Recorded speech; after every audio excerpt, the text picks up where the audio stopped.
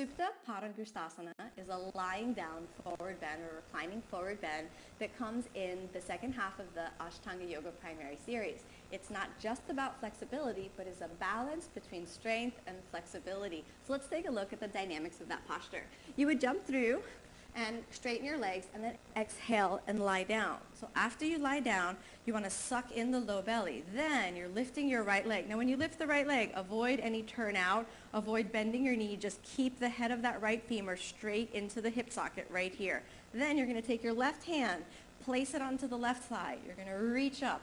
Flex your foot so you can hold on here. Stabilize your pelvis. And then stabilize that left leg. Then exhale and lift up. All right? So you'll notice my head is nowhere near my knee. I'm doing this all with the core strength of my body. And this would be all about the strength. Now, rather than being all about the strength, you want a balance between strength and flexibility. So you're going to bring your knee towards your head. 1, 2, 3, 4, and 5.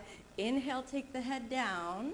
And stabilize your pelvis and make sure you don't lean with your hips, but exhale, take the leg out to the side, externally rotating your hip joint as you look over to the left. And you'll notice that with this hand, I'm pressing on my hip as hard as I can to make sure that the hip stays planted into the ground. We're externally rotating the right hip joint, so that's rolling into the thigh. After 5 breaths, inhale, roll back to the center, exhale, take it up and reach the head to the knee.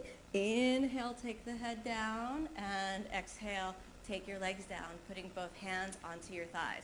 Now, lucky for you when you do this, you won't have a mic in the back of your body, so you'll be able to rest in the ground. But actually, this is a really good movement to keep the body really lifted. Let's try the left side. Taking the leg up, and inhale, hold onto your foot, point your toe if you can.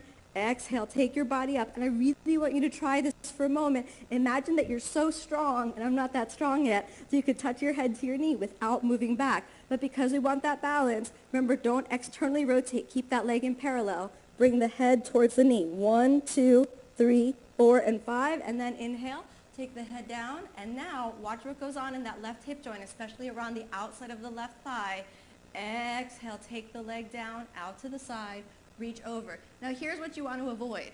If I lean over, you can see my pelvis come off the ground. We want to avoid that. So that's what this hand is doing. You're pressing your pelvis into the ground even if your leg remains up. You want to ideally press so much into your pelvis that your left hip releases and you can look over your left shoulder. But if you can't do that, you just leave the leg wherever it is. After 5 breaths, inhale, come back to the center. Exhale, take it up. Let it reach